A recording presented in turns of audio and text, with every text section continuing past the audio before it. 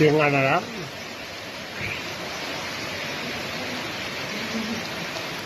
Nunca llega el agua tan lejos, ¿eh? Normalmente se concentra en este trozo y allí, como sube la calle, ya no hay, pero es que está llegando ya a unos niveles y aquí ya está entrando dentro de la aldea. Dentro de los patios, ya está ahí dentro el agua. Y bueno, es que aquí había una acera antes y ahora hay... Madre mía.